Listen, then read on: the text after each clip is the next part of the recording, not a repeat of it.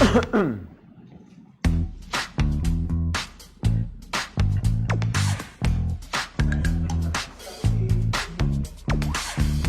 na tayo? Okay na yung sound ko, ha?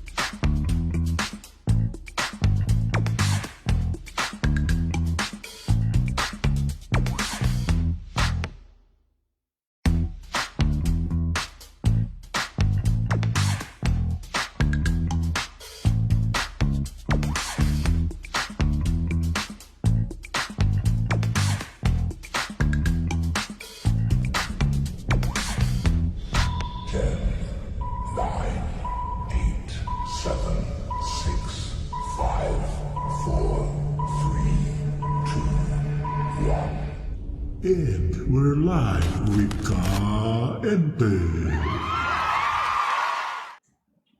Hello. Good afternoon sa inyong lahat and thank you for joining us sa episode 2 ng ating talk show ni Enteng. Maraming salamat sa mga nanood ng episode 1 ha. Umpisahan natin ang ating programa ngayon. Batiin ko lang muna yung mga nagtampo na hindi ko nabati. Batiin ko yung eldest sister namin na nasa 2P South Cotabato ngayon. Kamusta kayo dyan, Ate Sara and Domeng? Batiin ko rin yung mga classmates ko sa Pisay, lalo na si Chi Icasiano na nasa New York. Pati na rin si Noemi. Yan ha, wala na akong utang sa inyo ha. By the way, bukas nga pala, Sona. Excited na ba kayong pakinggan si Digong?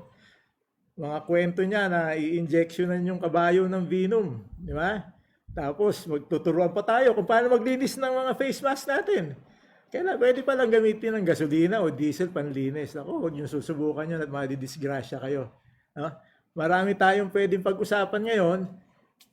Kung ayaw nyo manood pala ng Sona, meron tayong alternatibo. Kung gusto nyo, makinig na lang kayo sa Radio Katipunan. Ito yung detalye, no? Yung, ano nga ba yun? Tunog ng bayan ba yun? Pakidisplay, Tinig ng Bayan. Tinig ng Bayan. Nasa Facebook po ang detalye. So starting 3 p.m., pwede kayong makinig dyan, imbis na yung walang katuturan na Sona ang pakinggan natin. Okay? So marami tayong pag-uusapan ngayon. Exciting itong ating show. Meron tayong guest na masarap talakayin yung subject eh. So umpisa na natin.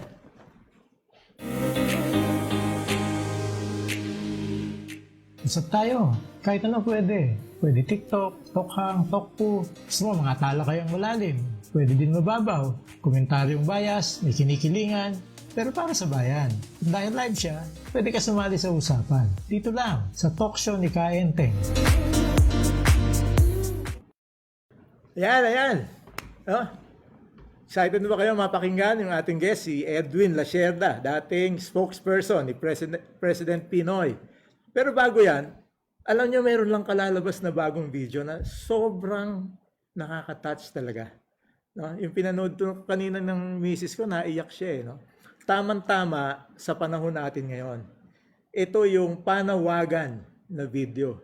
No? Basahin ko lang kung yung production para hindi ako magkamali. This is a call to prayer and action. Kasama rito sina Archbishop Soc Villegas, pati na rin si Archbishop Pabilio. By the way, si Archbishop Pabilio pala tinamaan ng COVID. No? Ipanalangin natin siya. At siyempre, this is in collaboration with walang iba, yung ating national artist, Papal Awardee rin, si Mr. C. Ryan Cayabyab. So thank you Mr. C. and Mrs. C. for allowing us to share this video with our audience today. Kasi talaga namang nakaka-touch yung sobra. Panoorin natin.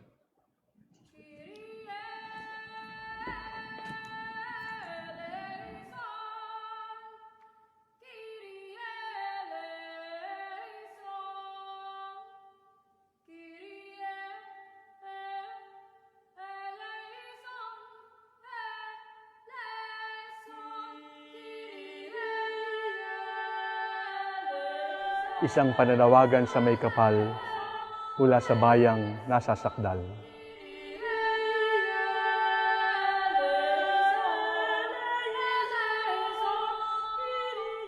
Panginoon, sa panahon ng kadiliman at pandemya, alagaan mo ang iyong bayan, gabayan mo ang iyong bayan.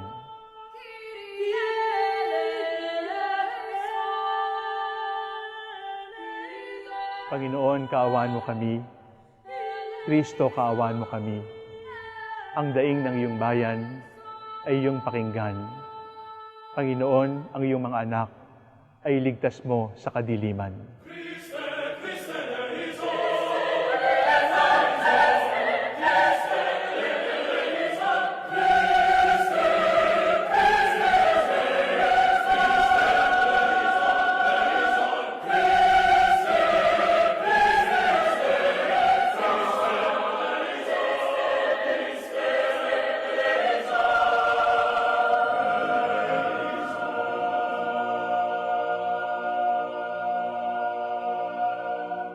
Ang Kyrie ay isang pagsusumamo na naglalaman ng lahat ng ating mga daing at pangamba para sa ating bayan.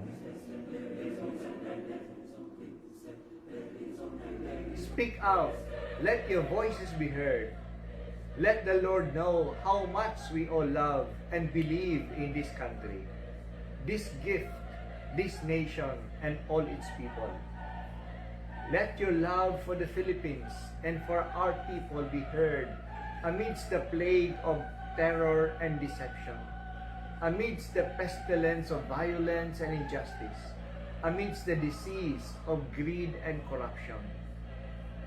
The Lord will hear our voices, once silent and meek, now growing, not in hatred, but in love for this country.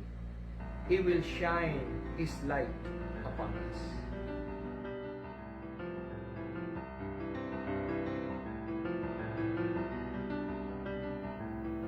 Bayan ko, kailan ka mamulat? Ang totoo'y nakikita na, pumipikit ka ba? Kailan pa, kapag wala ka nang magagawa, kapag wala ka nang ibubuga. Bayan ko, kailan ka matututo? Sadyang ikaw ang kalaban mo, ikaw rin ang susubok. Di kailan, kapag wala ka nang magagawa, kapag wala ka nang ibubuga.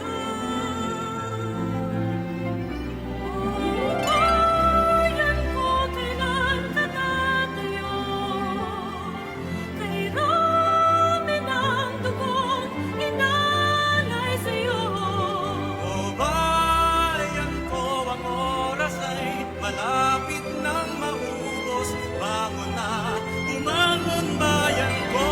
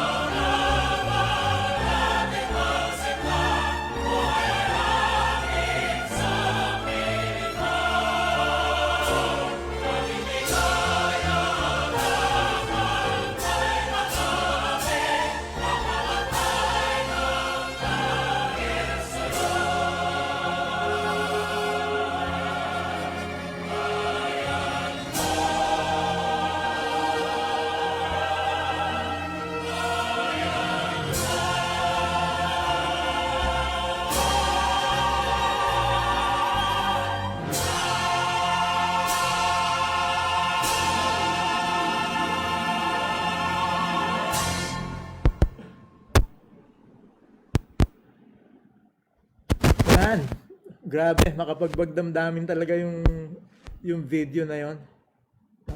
Panawagan siya, hindi lang sa prayer, kundi panawagan din para kumilos na tayo, panahon na talaga. Para kumilos ang bawat Pilipino, dapat mamulat tayo. O sige, umpisahan na natin ang ating interview with our invited guest. Let us all please welcome, join me in welcoming, walang iba kundi si Secretary Edwin LACIERDA.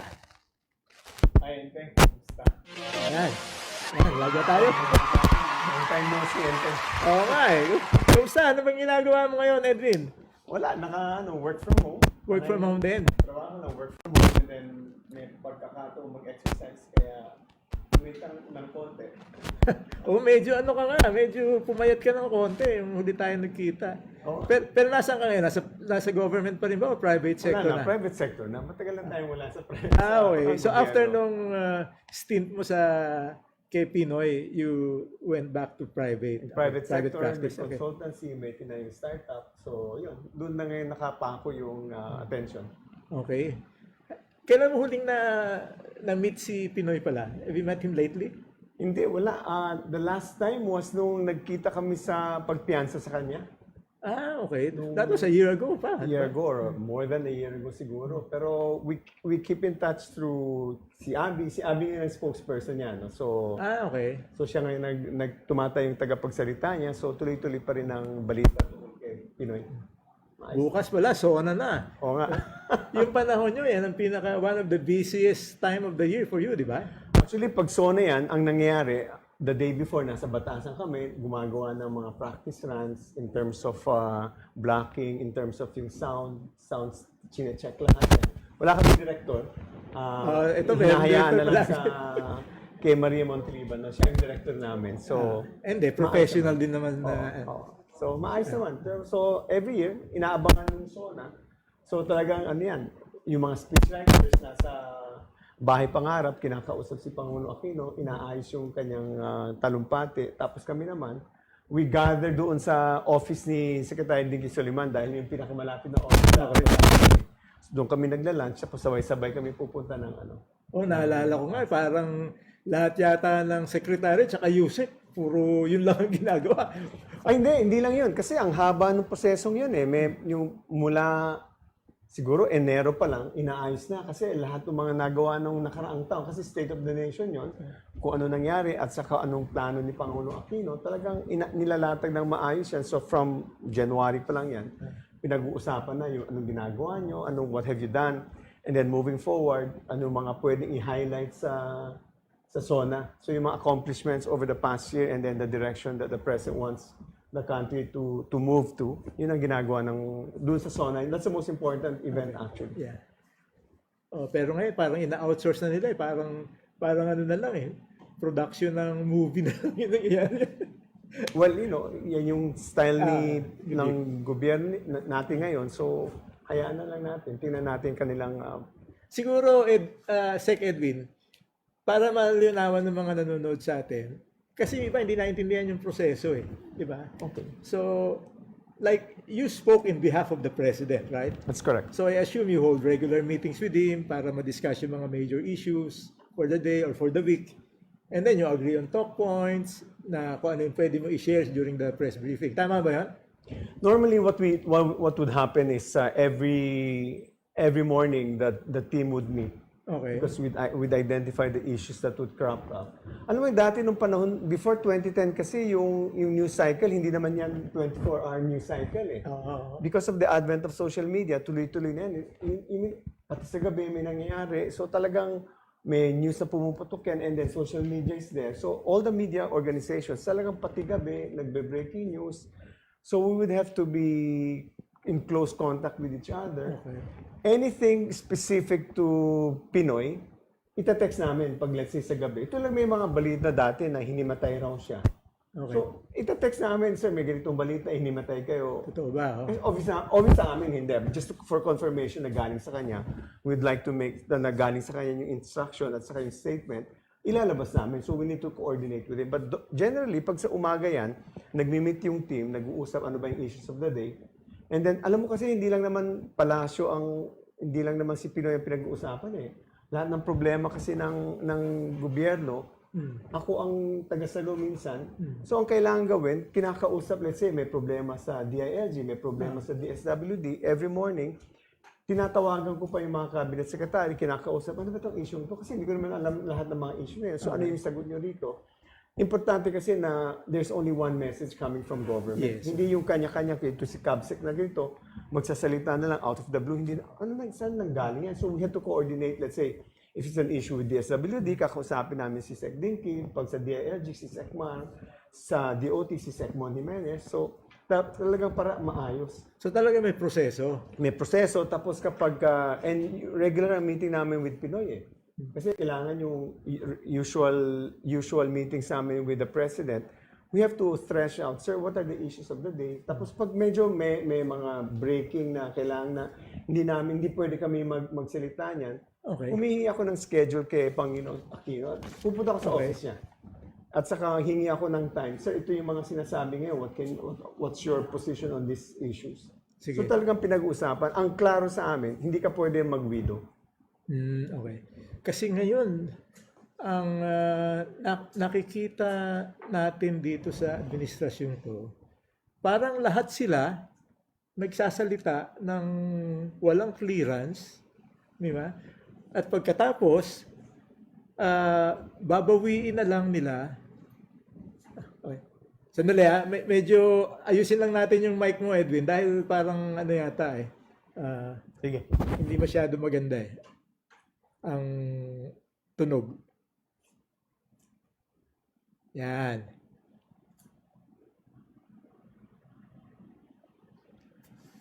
Sorry mahirap itong live streaming dahil talagang lahat na nangyayari on the fly natin inaayos.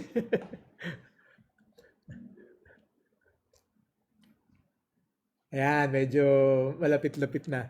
Pero talagang napapansin ko dito sa administrasyon to, simula pa kay panahon ni Panelo, no? Parang even without instructions from the president, parang they voice their own opinions and make it appear that it is the voice of the president. Pag spokesperson ka, dapat palaging yung principal lang, kung ano yung sa loobin ng principal mo, hindi ba dapat yun lang ang i-present mo? Hindi kasi, well, you know, I could not comment on the process that they do, but the basic idea of a spokesperson talaga is you speak for and on behalf of the president. Yes. Kung anong sinabi ko, alam mo na galing sa presidente. Malalaman mo naman siguro kung hindi galing sa presidente. Una, may mga motherhood statement. Okay. Yan, parang, alam mo na, parang, teka, ano ito? Widow to. Or tama sinabi mo, may isang nagsasabi, ganito ang position, yung isa naman nagsabi, iba. So, hindi pwedeng gano'n ang maging isang tagapagsalita. Hindi ko alam kung ano ang relasyon ng mga spokespersons with the president. How often do they meet? Yeah. So, kung may access ba talaga kay Pangulong Duterte, isang issue yun. Kung Siguro wala kang access, talagang you're forced to come up, devise your own words and ideas. To wing it na binili. Yes, oo. Alam mo, Sec Edwin, may papakita ko sa yung meme. Ito, tingnan natin sa screen. No? Sabi nila, lying for the president is part of the job. Yeah. Pa-display nga nung meme na sinasabing... May sakit naman nung pakinggan. Ayan. If you don't stop lying, you'll grow up to be a presidential spokesperson. Nakita ko yan actually. When I saw that, sabi ko, wow, that's... Pero mukha nung panahon ni Sal Panelo at ni Harry Roque, mukhang they do it without any qualms eh. Do you agree with this? Have you actually ever lied for Pinoy during that time? I don't remember doing that. Kasi if I don't know, I tell media friends na Malacanang press corps, I'll say, I'll get back to you. Pag talagang hindi namin alam, sa unang instruction talaga ni Pinoy sa amin yan, kung hindi mo alam, say you don't know. Okay. Ang hirap talaga na naging video ka, tapos babalik. One of the pressure of a spokesperson is to get called to the principal's office. Okay. Diba, parang, Edwin, ba't mo sinabi yan? Parang may mga ganun, parang may mga angulo na, parang question na, pero it's not really exactly nag-i-invento, but it's more of talagang klaro dapat na huwag ka magsinungaling. Klaro sa amin yan. Yun din yung, parang yan yung principal din niya. Kasi si Pinoy, You know for a fact na hindi siya nagsisinungaling eh. Prangka siya, kung prangka, tapos minsan maraming nagagalit sa kanya kasi talagang diretso mo magsalita. Well, diretso din naman magsalita si Digo. kung yun ang pagbabasihan natin. Oo. Pero, Okay na ba yung audio natin? Mukhang nagkakaproblema. Sige, ayusin nyo lang para kesa hindi nila napapakinggan na maayos. Ayan, pwede naman. Ayan. Hirap talaga itong live. Okay. So tumutunog na ba na maganda? At sayang naman ko. Okay lang baka sayang lang pag dinarinig. Oo, pag hindi marinig, sayang eh. These are the learning experience, learning curve. But I must say that your office is very impressive. Yung studio na ako. Nung unang kita ko nga kay Senator Trillanes, ang galing ni Enteng.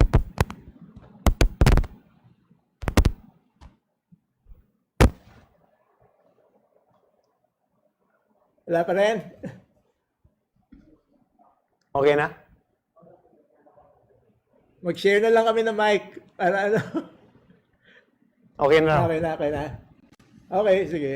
Sorry guys, talagang kasama sa sa mga problema or mga birthing pains ngayon, kasi ngayon pa lang naman talaga tayo nag-uumpisa nitong mga live streaming na program. Now, question, Sec Edwin, is it fair to say na as a spokesperson, you actually try to manage your principal? So kung may isang issue, meron ka ng angulo nakikita maganda i-present sa public, pero you still have to sell the idea to Pinoy, di ba? And minsan, depende sa mood niya. Pagka masama mood, ang hirap pa-aprobahan. Mahirap ba i-manage si Pinoy? No, by definition, kasi when you say manage your principal, he falls up a lot. Okay. We never felt that we needed to manage the president. And maraming beses siya nagpapa-interview, hindi lang naman paminsan-minsan. So, ang napapansin talaga ng media is when I speak and when the president speaks, hindi kami nag-iiba ng tema. Okay. So there's no need for us really to manage the president. But admittedly, before he comes out, syempre, may mga spontaneous remarks siya that syempre would say, sir, we don't think that's possible, or you shouldn't be saying that. And he himself, may self-discipline si Pinoy. Hindi naman siya mahirap hindi siya mahirap na matalino naman si Pinoy eh. Okay. He knows what to say diplomatically. He knows what to say when it needs to be said frankly. Okay. Yun lang naman yan ang credit namin kay Pinoy na hindi siya compared maybe perhaps to President Duterte, if they feel that his spokespersons and his principal are not speaking on the same wavelength, then there's something with respect to the communication process. But insofar as we and Pinoy are concerned, mabilis yung process namin. Tsaka at least hindi nyo ini-interpret yung what he says in You're not supposed to interpret that actually. Yung mga ganong klaseng situations. Dito, I really sometimes commiserate with the spokespersons now, no? Kasi it's really a very difficult job. Kasi alam mo, naalala ko yung bayan muna, nag-rally sila. Ang sinusunog talaga sa effigy, si Pinoy, si Butch Abad, then suddenly nandun ako. Talaga, kasama na yung spokesperson sa sinusunog. Dahil siguro, syempre, you have to defend the administration. It's a natural part of being a spokesperson na talagang kung either they hate you or they like you. Ganun talaga ka polarized kasi it depends also on the government that you're representing or you're speaking for and on behalf of. Alam mo, sabi nila, yung propaganda is not always a bad thing, di ba? Ang daming accomplishments ni Pinoy, yung infrastructures bill, modernization ng military, education, stable economy. Pero hindi daw alam ng tao, and some people blame your office for lack of propaganda. Is that a fair assessment? Let me go back to the first part, no. May philosophical framework kasi si Pinoy. Unang-una, he's a very humble guy. Pangalawa, remember what he said nung sinabi niya, kayo ang boss ko. So all the accomplishments that were done, he believed came from the people. Galing sa tao yan. Okay. So ang framework niyan is, if you remember early on, I remember meron siyang nilabas na memorandum order. Early on, wala pang 1 buwan o 2 buwan. Ang first meeting namin ng cabinet was not even in the palace, but it was done sa Bahay Pangarap. Ang ininis siyang memo is lahat ng public works project, huwag mo ilagay yung mukha ko. Okay. So, yan yung naging instruction niya, naalala ko yan. At so lahat ng public works project ni Secretary Singson, wala kang makikita mukha ni Pinoy. Okay. And it's true. The unintended consequence, however, was the local government officials started claiming that accomplishment. So that's one thing that because of out of the philosophy that kayo ang boss ko, all these taxes came from you, it's your accomplishment, not the president. So whatever the president does, he strongly believed that it was really from the people, and he was just a conduit of the commitment that he made that you are my bosses. Ibang ngayon di ba? Ganun yung framework. That's ang dami namin ginawa talaga. So towards the ngayon end, baliktad pati yung accomplishments ni Pinoy kiniklaim ng administrasyon na to. well, I suppose yun yung policy nila, no? But we were very clear what we did. In fact, we can stand shoulder to shoulder kung sinong katapat namin. We can tell you ilan ang public works projects na nilabas si Presidente Aquino. For the first time in our history, we achieved a high credit rating. That was because of the fiscal policy that the President started. So talagang you cannot compare what we came from. And this is the best analogy. You know, when we were talking ito yung analogy na binigay sa amin ni Secmar. He's also a finance guy, no? Nung pagpasok natin sa 2010, yung kumbaga, ang analogy na ginawa niya is nasa swimming pool tayo. Nung pagpasok natin, yung tubig nandito. Nung pag-alis namin ng 2016, so the breathing room was up to the neck. So, hirap talagang huminga. In 2016, nung pag-alis namin, kumbaga yung tubig nandito na. Nasa waistline. So that there was enough breathing space. There's so much fiscal space na in fact, binigay namin sa administrasyon ni Pangulong Duterte. That's why there was so much money that we can spend. And the international debt, the foreign debt natin, binaba ng husto. So we took advantage of all the credit ratings, lahat ng fiscal policies na ayos natin.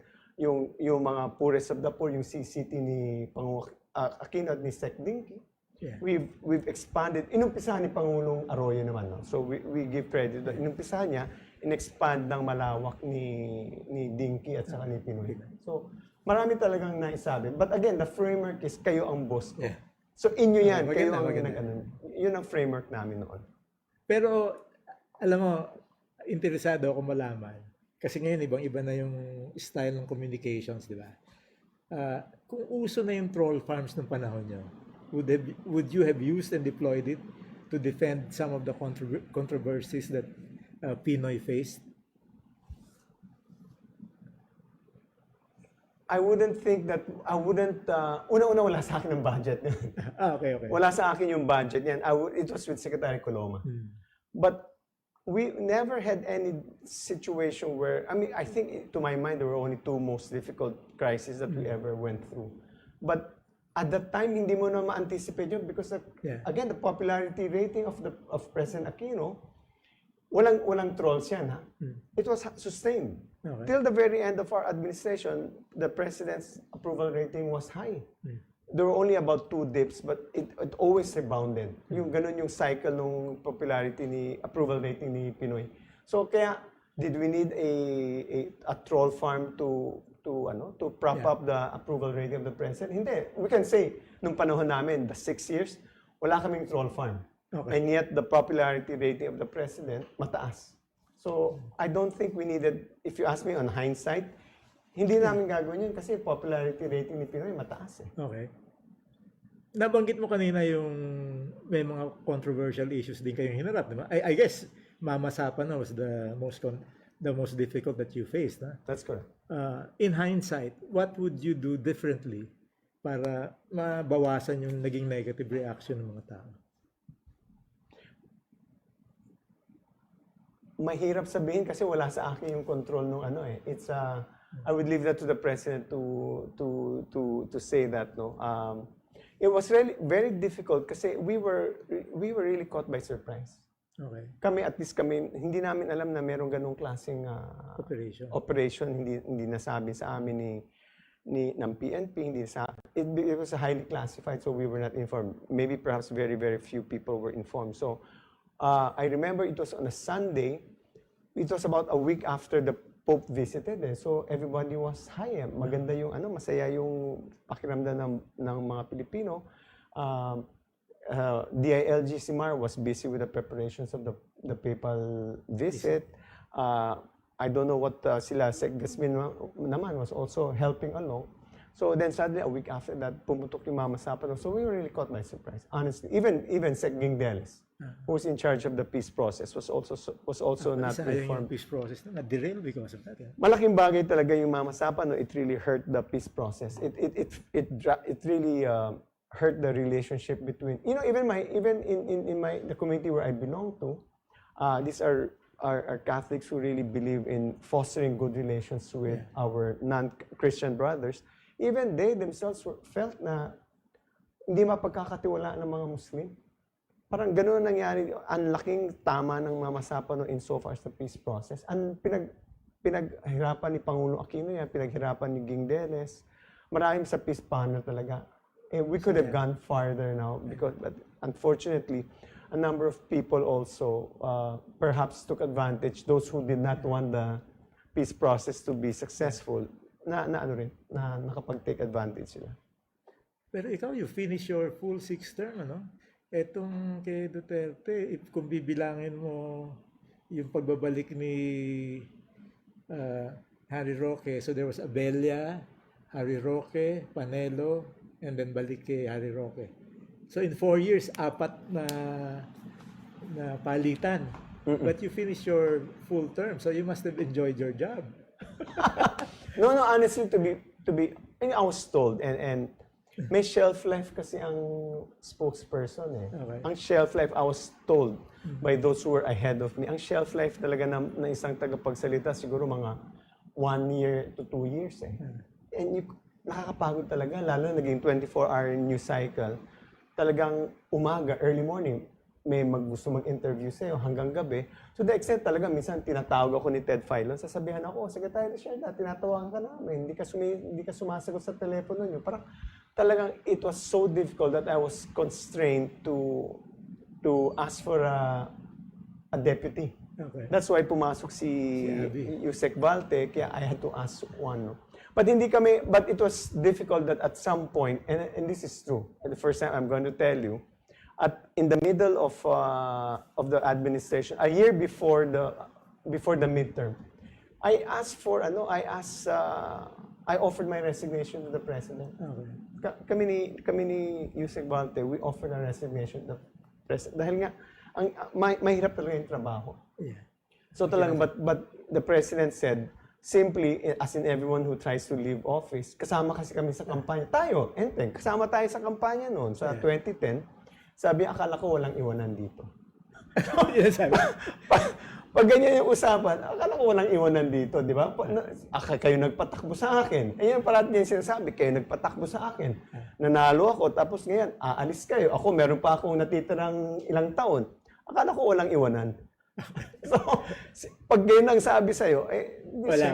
Kukonsensya ka, o nga naman, kasi talaga at that time, gusto natin tumakbo siya. Remember, Enteng, there was a discussion, and this is coming, I'll tell you a story. Kami ni Enteng, si Enteng is the lead convener of Black and White movement. Black and White was really his idea. Talaga it was for good governance. Although ako ini-interview, ibibida ko muna si Enteng. Enteng wrote a very beautiful piece, and it led to people started talking about good governance. And so a number of them formed, sila Dinky, sila Butch, sila Gingdeles, sila Bertilim. Ang dami nag-form ng Black and White. Si Manolo Quezon ako one of the pinakahuling na ni-recruit dahil kay Manolo Quezon. And in fact, naging discussion doon nung nag-decide yung Black and White movement na kumampanya kay Pinoy. At nung nanalo na, may nagkaroon tayo ng issue. And if you recall, sa bahay ni Luigi na sinabi, are we going to be pissing outside the tent or should we join the government? Naging debate pa sa atin kung sasali ba tayo sa gobyerno o hindi. Ngayon may pagkakataon na tayong tumulong sa madla. Kailangan ba natin sumali o tuloy pa rin tayo sa labas? In fact, most of of us decided it would be better. Considering marami rin sa atin doon, may karanasan na sa gobyerno, si Dinky, si Ging, si Butch. tayo ba isasali sa gobyerno? So naging decision ng black and white po was to join government. So yun po ang black and white movement. Nandun din pala si Lea Navarro, nakasama na po natin sa So and still continues, black and white continues to fight for good governance. Yep. Mahabang labanan na to eh. Simula pa panahon ni GMA hanggang ngayon. Patuloy tayong lumalaban. Pag-usapan naman natin yung kay Harry. This is what the interview is all about, no? Yung ating invitasyon. It's kung ako kay Harry, yan ang ating Sige, siguro bago yan, I'd like to inform our audience. Pwede po kayong magtanong mamaya dahil live po tayo ngayon. Kung if you're watching sa Facebook, pasok nyo lang po sa chat at naka-login naman ako, babasahin ko yung question. Ganon din sa YouTube. So pwede nyo tanungin si Sec Edwin, pwede rin nyo akong tanungin. Okay? At kung nag-i-enjoy naman kayo dito sa palabas na to, kamukha nung sa first episode, paki-press naman yung subscribe button, either sa Facebook or sa YouTube. So ito na, kung ako kay Harry, pag may tinanong ako sa iyo, Sec Edwin, ang sagot mo, ang frame ng sagot mo, dapat ang umpisa palagi, kung ako kay Harry, ganito ang gagawin ko. Kasi unsolicited advice niya. Now, kilalang human rights activist si Harry Roque nun, di ba? Alam naman nyo na numero 1 human rights violator si Dutz. May papakita akong video sa iyo. Ito yung bago ng 2016 campaign. Ito si Harry Roque at sinasabi niya rito, sige, play natin yung video. Kalimutan ko na. Okay. Anyway, may isang video dyan na sinabi niya, huwag niyo iboboto yung isang professed murderer. He was talking about, he was in a forum, nagsasalita siya. So, tapos sabi nung isang reporter, but sir, very popular and charismatic si Duterte at mukhang maraming boboto sa kanya. Alam mo, sagot niya, sabi niya, well, si Hitler din naman at saka si Marcos charismatic eh. So, ganun yung postura niya noon. And yet ngayon, here he is supporting all out si Duterte, no? So, kung ikaw si Harry, tatalikuran mo ba ang advocacy na ipinaglaban mo ng buong buhay para lang sa isang mataas na posisyon? Paano mo i-reconcile to sa mga kaibigan at pamilya mo? If I were Harry, and I'm not speaking for Harry here, it goes to show that it would seem that his ambition overrides his principles. Okay. Because if you prioritize your principles, you would have insisted on your principles. Okay. If your principles believe that a certain person is a human rights violator, in your very bones, in your very soul, you would not endorse someone like him. Then you don't less work for him. Much less work for him. So you don't live up to your principles. That means I have prized my ambition over my principles. I have eaten my principles over the fact that I would like to achieve a certain ambition. So that's very clear. You cannot reconcile a polarity of principles when it is in direct opposition to what the principal is saying. Tama. I agree with you. Alam mo, marami ding naniniwala na kaya niya unang tinanggap yung posisyon dahil umaasa siya na isasama siya rin sa senatorial slate noong 2019, di ba? Pero nilaglag siya ni Digong noon. Sinabi pa ni Digong, wala namang pag-asa manalo yan. Kaya siya nagbitiw. Kung ikaw si Harry, babalik ka pa ba sa pwesto matapos na mainsulto ka ng ganun level? I will just, again, let me just lay the framework for what I'm thinking. I would be a strategic long-term thinker. Okay. Short-term, pwede akong bumalik, pero pag long-term, what is the legacy that I'm giving to the people, to my family? Okay. Kasi people will forget you, but what is the legacy that I'm leaving to my family? parang, again, it goes back to your principles. Eh. I mean, the overriding thing, ano bang mas importante sa'yo, prinsipyo mo ba o ambisyon? Yeah. Yun lang naman ang katapat yan. Kung ang prinsipyo mo at saka ang ambisyon mo pareho, walang problema yon. Pero kung may prinsipyo ka na alam na ng tao na ito ang Kilala na siya na ron eh, no? at malaki ang respeto ko kay Harry, no? In fact, nung I'll tell you something, nung panahon ng Mamasapan, nung Maguindanao Massacre, I was asked by a certain fellow to represent isang journalist. Pamilya ng isang journalist. Nung nalaman ko si Harry, kinausap ko si Harry, sabi ko, gusto akong kunin. Nung nalaman ko si Harry nag-o-offer na siyang maging abogado, tinawagan ko si Harry Roque. Sabi ko, Harry, I heard that you're planning to represent this particular family. Go ahead. Kasi siya yung mas kilala eh. So, Yes. Maganda rin na may kilalang abogado, may command sa media. Yeah. So that's why malaki respeto ko kay Harry as a human rights Pati lawyer. yung kaya nun eh, nirepresent niya, di ba? Yung si Laude, remember? Si Jaime Laude. Oo, yung pinatay na. ganong klaseng reputation na human rights lawyer ka, tapos all of a sudden meron tayong bagong administrasyon na taliwas sa iyong prinsipyo. Alleged, di umano taliwas sa prinsipyo mo. Yeah. Ano ba talaga? Talagang prinsipyo ba yun? Yung pinaglalaban mo o media attention? So now that comes to that you question now the person itself, the very being of his person. I think it will haunt him after 2022. Well, depende kung anong... At the same time, history will be kind to those who really live up to their principles. Yeah. I totally agree with you. It's as simple as that. So eventually, as someone who's looking long term, what is the legacy that you're going to leave to your family and eventually to history? Pero alam mo, minsan naawa rin ako kay Harry kasi mahirap yung maging spokesperson ng presidente. Tapos merong pumapapel na tagapagsalita, pinoproject na official at galing mismo sa presidente yung statement. I'm talking about, of course, about Bongo, no? So, ang hirap nun, di ba? Kasi minsan nauunahan ka pa eh. So, kung ikaw si Harry, paano mo i-handle yung ganyang sitwasyon na palagi ka napipreempt ng isang alam naman ng lahat na dikit kay Digong?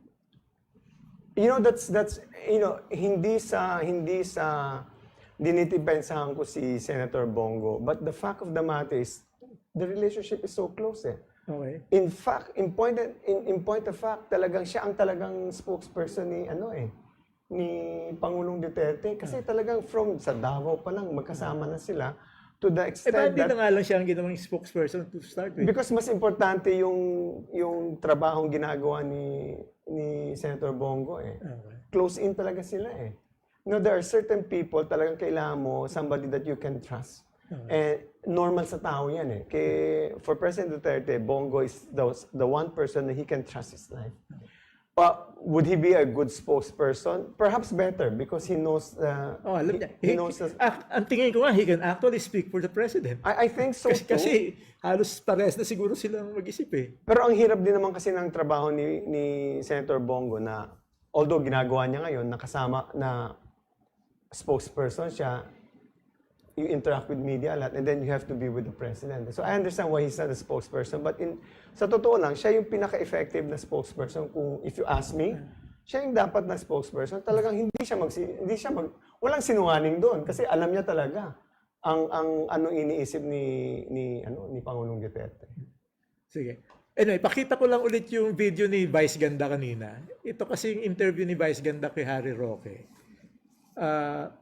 Siya eh, tinanong siya rito tungkol dun sa yung alam mo yun ng halik si Digong ng OFW na babae. So kung ready na ipakita natin.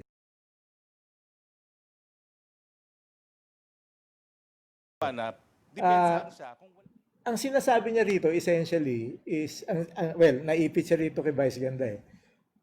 Para bang si Harry mismo he found it inappropriate para gawin ni Duterte yun, yung manghalik.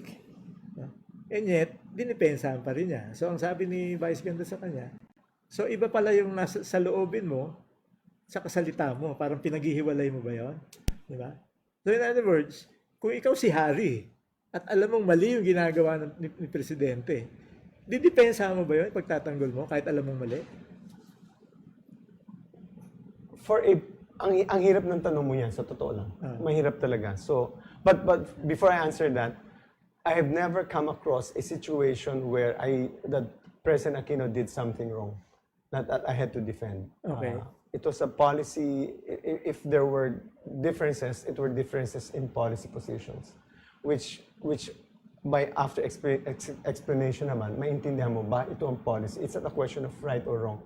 It's not a question of whether it's inappropriate or not. So, but kung gusto mo ang position mo, wala kang magagawa. Actually, nasabi niya, trabaho ko yun. Trabaho yun talaga. I mean, to be very, very blunt with you, yan ang trabaho ng tagapagsalita. Okay. Ang trabaho mo, hindi mo pwedeng kontrahin ng principal mo. Kung kinontra mo principal mo, umalis ka na. Mag-resign ka na lang. Mag-resign. Ganun kasi yung trabaho. You cannot, hindi ka pwedeng manatili sa trabaho mo na tapos kinokontra mo yung principal mo. That goes against the grain of being a spokesperson. Okay.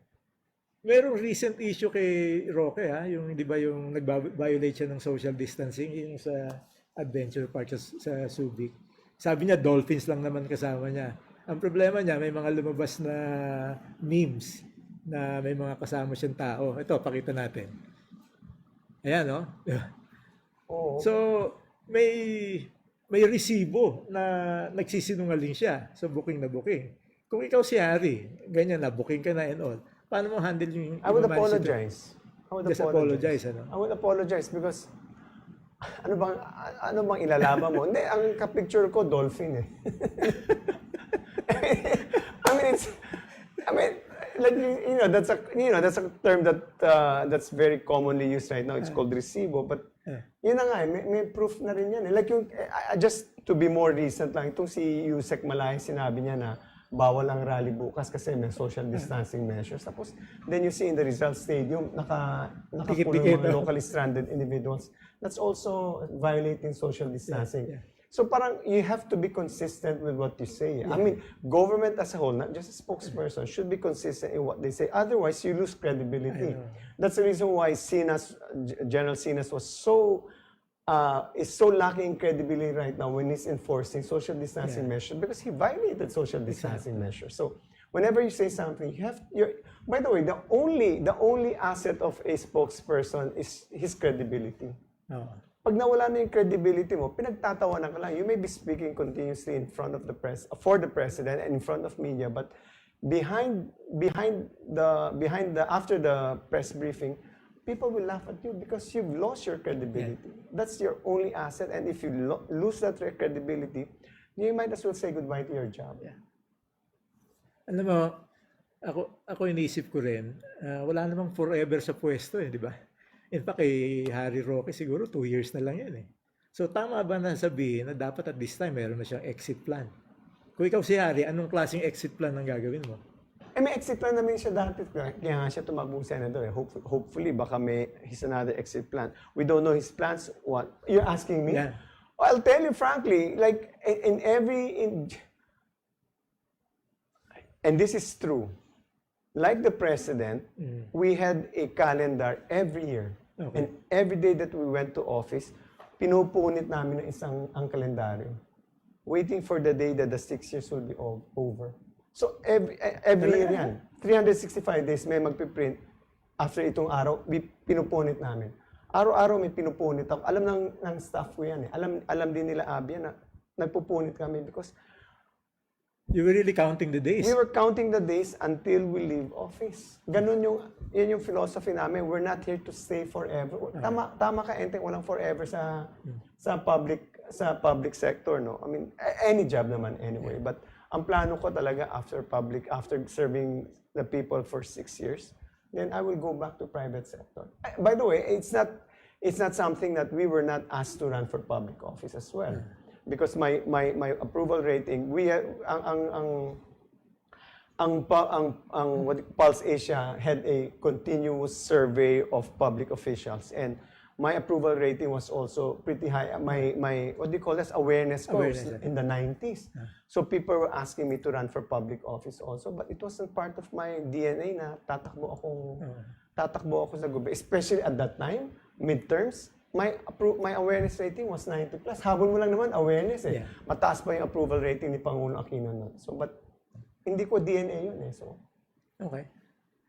Oh, final question na tayo. Final question. Kung ikaw si Harry, anong hairstyle ang pipiliin mo? Eto, papakita. May options ka, ha? Ayan. Oy, by the way, mga viewers, pwede rin kayong bumoto. Titingnan ko ako anong iboboto nyo, ha? Ako Sa comment section, lagay nyo lang A, B, C, or D. Ayan. Sige nga. A, B, C, or D. Okay? Ikaw, Sec Edwin. Anong pipiliin mo? Alam mo, nagbabago-bago siya ng hairstyle, ha? Napapansin mo ba? Minsan, meron siyang curly version ng konti. Di ba? So, gusto mo bang may bangs? Letter A? Letter B? Gusto mo bang medyo curly or long hair or no hair? Siyempre, I'd wish the best for Harry naman. Ano? So, I think Harry looks very good in A. Sa A? Oo. May bangs? Oo. Sige nga, tingnan natin. Pinili ni Sec Edwin, may bangs. Ayan, sige. Ayan, yan lang napili mo, ha. Ngayon, interesado yung audience malaman, ano kaya itsura naman ni Sec Edwin kung may bangs? Tingnan niya natin. Tingnan natin. Sige nga, hindi ko alam yan. Oo. Ayan! Teka, sandali. Kamukha ko si Dan Fernandez dyan. Hindi, pero ang mas gusto kong sana ang pinili. Tingnan natin yung itsura ni Sec Edwin kung curly. Tingnan natin kung itsura ni Sec Edwin kung curly. Tingnan natin. Ayan! Yan ang favorite ko. Parang ko si Clark Kent dyan eh. Wala. Ba't may salamin ako dyan? So, yan po ang end ng ating interview with Sec Edwin. At bago natin tuluyang bitawan si Sec Edwin, mamaya meron siyang last words na ibibigay sa inyo. Pumunta naman tayo sa segment na tinawag nating the top 10 social media posts for the last 2 weeks. At ito po sila, ang naipon, nakalap natin sa iba't ibang platform. Tingnan natin isa-isa.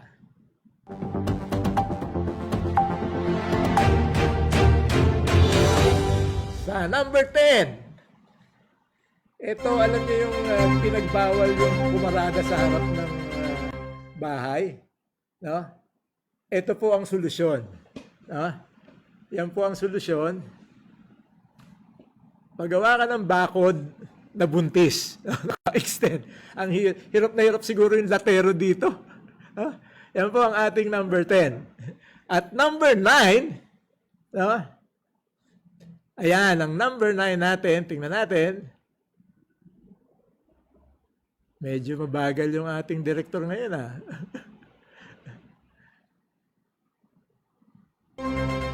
Number 9. Ito naman, okay lang gumamit ng Photoshop para paseksihin yung katawan mo. Pero sana, huwag nyo isama yung background, pati yung gate naging sexy. Alam niyo yung Photoshop, may overlay po yan. Dapat pag nag-edit kayo, inaati nyo into overlays. Ang susunod natin, sa number 8, alam nyo hinuli si Howie Severino dahil nagbabike siya. Ito, number 8, tingnan natin.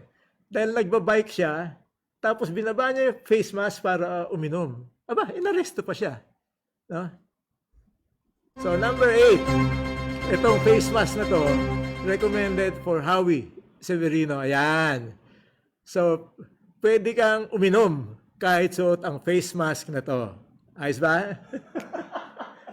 So, number 7, ito yung para sa mga mahilig manood, ay para sa mga hilig matulog sa loob ng kulambo. Ayan. Alam mo ba, Edwin, yung minsan nagigising ka, hinahanap mo yung cellphone mo, di ba, naiwan sa kama.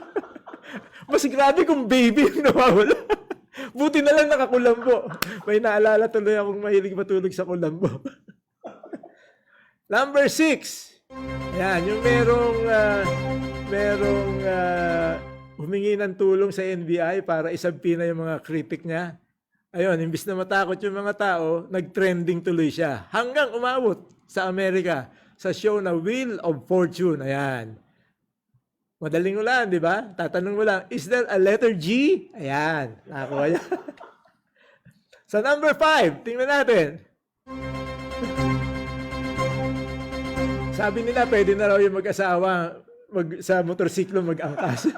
Kaya lang kailangan ito mayaron sa kadala mo yung marriage certificate. Etong babaeng to magaling. 2-in-1. So mayaron na, meron pang proof na mag-asawa sila.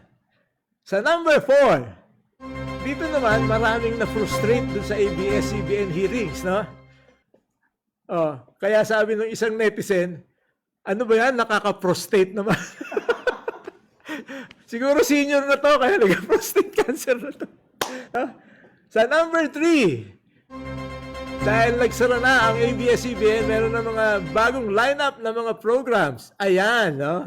Ewan ko kung matutuwa kayo dyan. Ang paborito ko yung MNK, yung pangalawa. Malala na kaya? Tsaka yung TV Patrol, kung di nyo napansin, ayan, merong double L yung patrol. Ayan, TV Patrol. At sa number 2, eto naawa ko rito. Call center operator to eh. Hirap na hirap siyang i-explain. Yes, sir. yung karton. We can help you in fixing the cell phone. Ayan. What you just have to do is to send us back the cell phone together with the cartoon. Cartoon, like the square. It's made of hard paper, and then the cell phone is in the inside when you receive it, or when you received it. Cartoon. It depends, sir. It depends because in some places they say carton.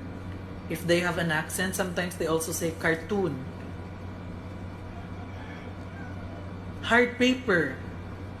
Most of the time, it is brown. Yes. You know, it is a square. It is already English, sir. Cartoon is English. Ayan, sa number 1, panguli, siyempre, tungkol kay Harry Roque to, siya ay feature natin. No? Yung ini-interview siya. Secretary Roque, thank you for your time, sir.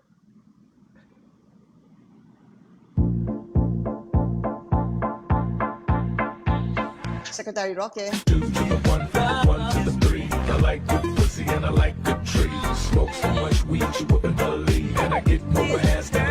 Nanaginip dito si Roque. Secretary Palagay Roque, ko. can you hear me? Nakisaw-saw sa pena ni Vinicius.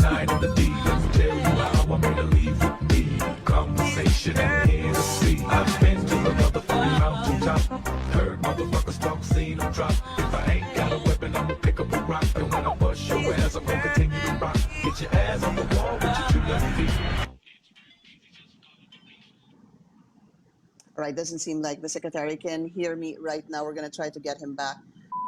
Secretary Roque. Paano kung panaginip lang pala ang lahat? Yan. Napulot ko lang po sa Facebook yan. Pinost ni Philip Pipino. Yan, Philip Pipino. Okay, at dahil hindi naman original yung mga pinikap natin yan, dapat lang ilagay natin CTTO. Ayan. Credit to the owner. Okay. So yan po ang ating top 10, no? At ngayon, medyo seryoso naman tayo ng konti. Balik tayo sa issues of the day, no? Punta naman tayo sa segment na tinawag nating komentaryong biased. Alam nyo,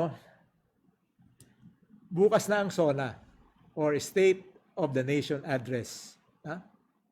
Pupunta si Duterte sa Kongreso para i-report ang kalagayan ng ating bansa. Kaya tinatawag natin itong ulat ng bayan. Pero kung pagbabasihan natin yung tatlong nakaraang SONA at yung kanyang mga press con nitong panahon ng COVID, parang imbis na ulat ng bayan, tawagin siguro natin siyang dapat na olat ang bayan. Diba?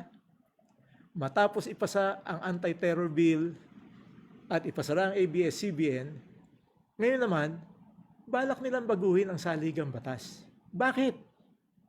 Primarily because our present Constitution allows only one term for the President. And changing the Constitution is the only way to allow him to continue in power beyond the present term.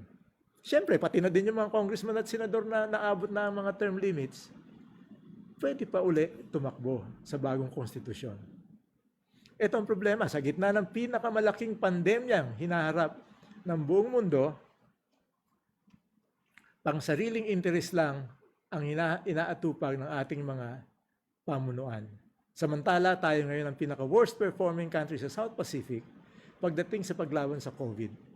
Patuloy na tumataas ang bilang ng mga infected ng virus, maraming nawalan ng trabaho, maraming negosyo nagsara, maraming nagugutom, maraming nakabitin sa ere, walang ayudang natatanggap.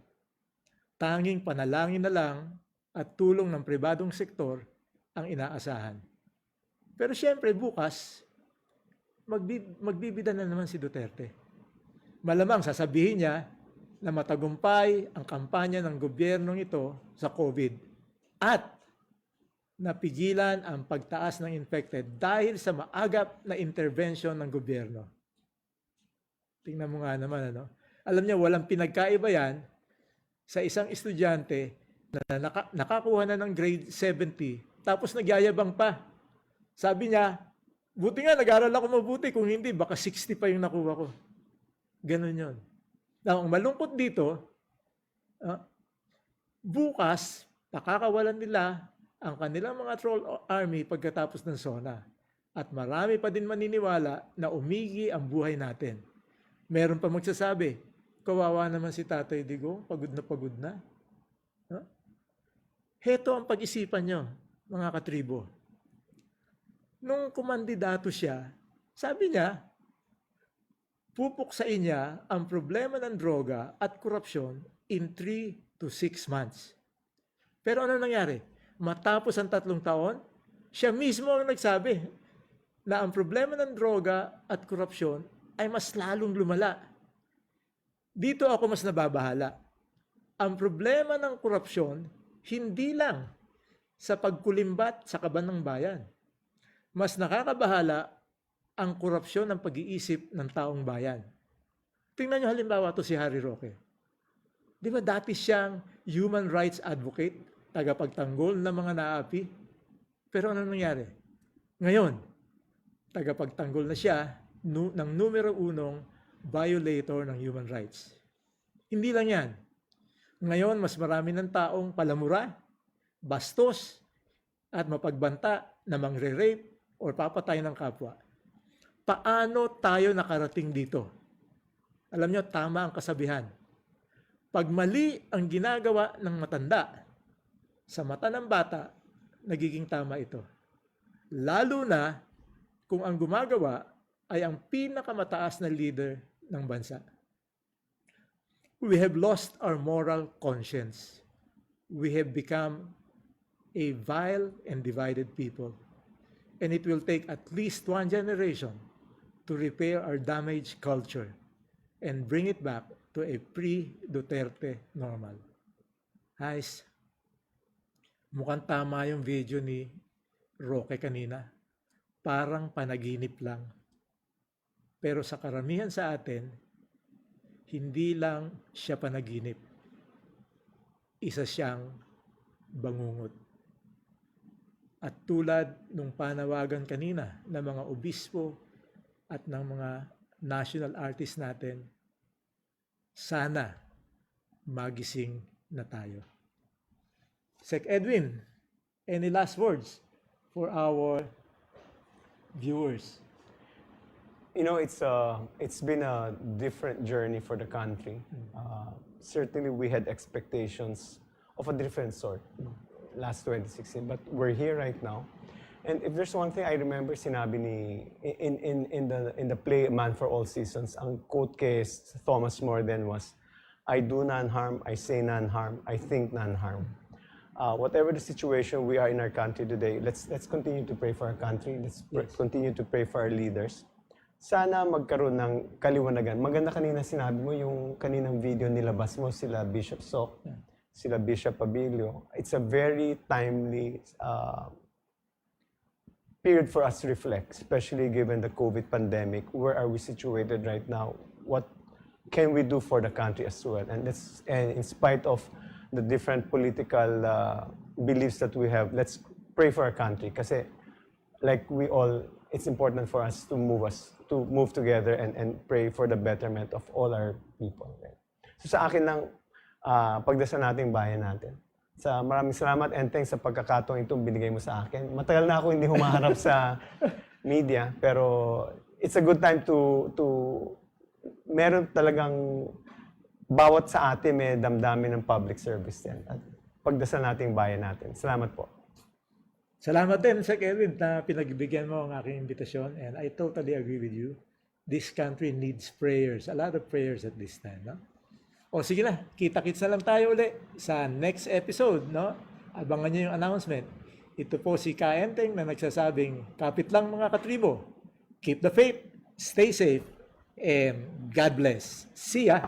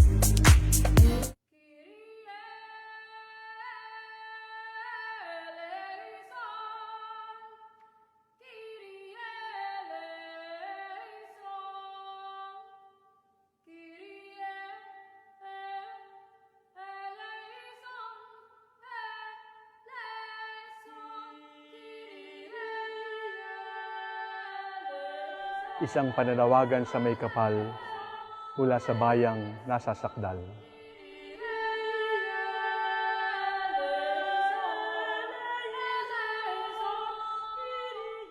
Panginoon, sa panahon ng kadiliman at pandemya, alagaan mo ang iyong bayan, gabayan mo ang iyong bayan.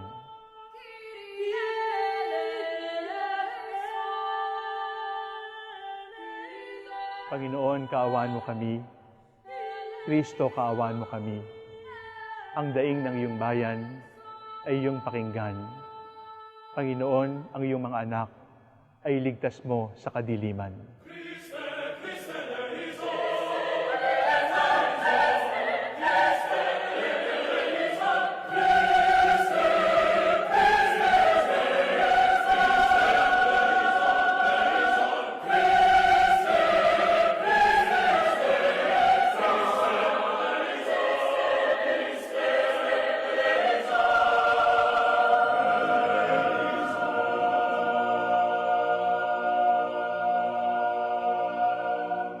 Ang Kyrie ay isang pagsusumamo na naglalaman ng lahat ng ating mga daing at pangamba para sa ating bayan.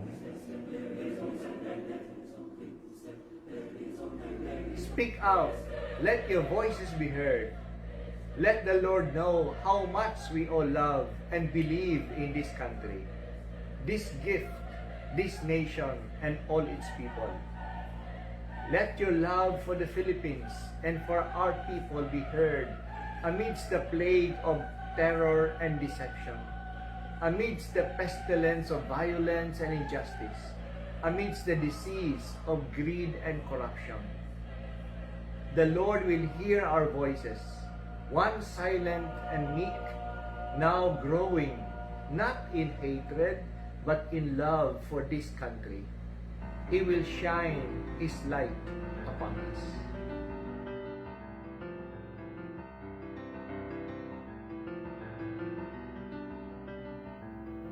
Bayan ko, kailan ka mamulat? Ang totoo'y nakikita na, humibigit ka kapag wala ka nang magagawa, kapag wala ka nang ibubuga. Bayan ko, kailan ka matututo? Sadyang ikaw ang kalaban mo, ikaw rin ang susuko. Di kailan, kapag wala ka nang magagawa, kapag wala ka nang ibubuga. Bayan ko, kailan ka tatayo? Kay rami ng dugong inalay sa'yo. O bayan ko, ang oras ay malapit nang maubos. Bangon na, bumangon bayan ko.